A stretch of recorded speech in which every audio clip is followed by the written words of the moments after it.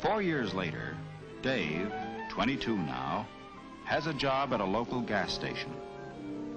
Although he's still only a gas station attendant, he's studying to be an automobile mechanic. The driver of the car is his old friend of high school days, Gil Ames. Gil has graduated from college now and is on his way to start work in his father's factory.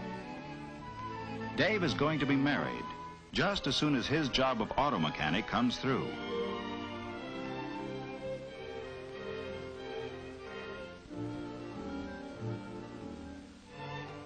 Gil's first day of work in his father's factory turned up still another familiar face.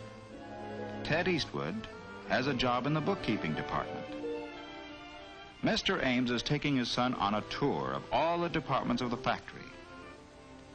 Someday, Gil will take over the business, and today, he's beginning to learn about it.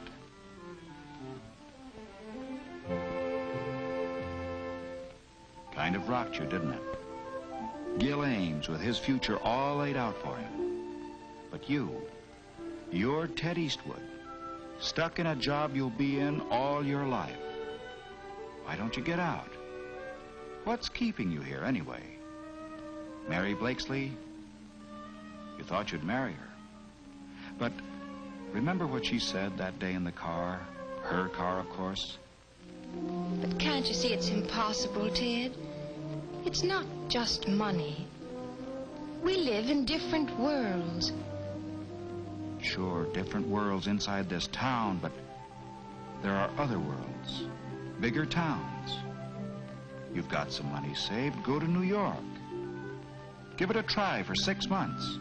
And if you fail, only you're not going to fail. And Ted didn't fail. He had talent and the ability to work hard. He started with a job in the art department of a large advertising agency.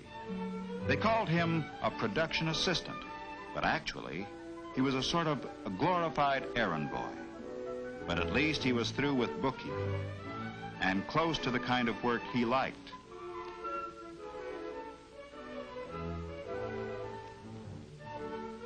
At night, he took courses in commercial art and advertising and spent a good deal of his free time working and studying at home.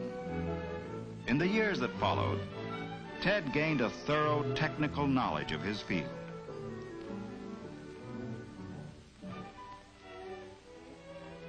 By the time he was 30 years old, he was the head of the art department of an advertising agency. Horizontal mobility, moving from one place to another, has resulted in vertical mobility for Ted Eastwood, a movement upward from his ascribed status to an achieved status that is largely the result of his professional standing. Class lines are drawn differently in a large city like New York, although they are still there. Here, professional standing, power, and wealth are of great importance.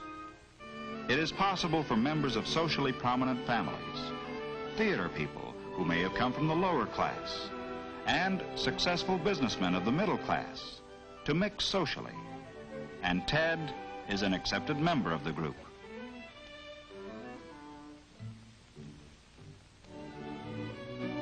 But when Ted returns to his hometown on a vacation, how does he fare?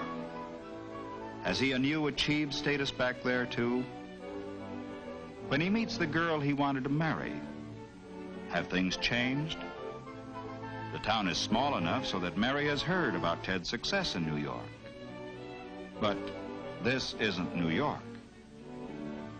Mary is married to Gil now, and although they are friendly enough toward Ted, he still isn't part of their world, and he never will be. In this town, the ascribed status of his parents is still the class to which he belongs.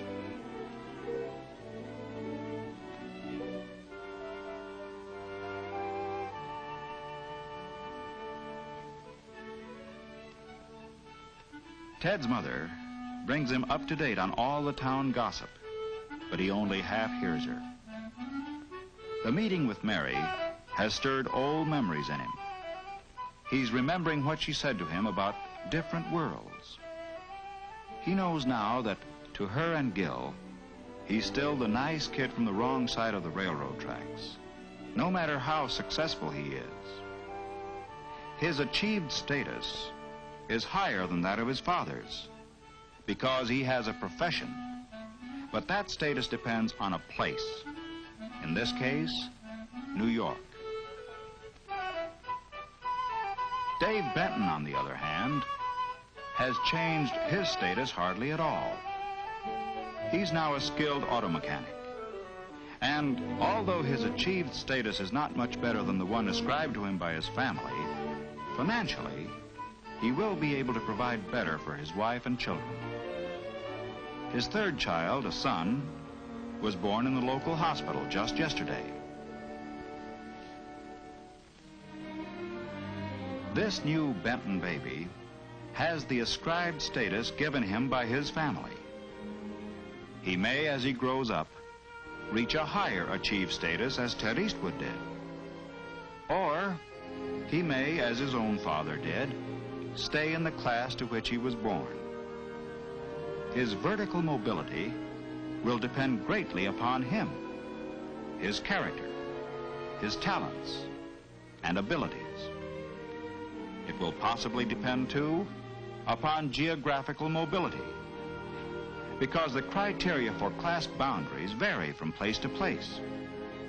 And so it will be for all these babies, all citizens, all equal before the law, but not the same by standards of class.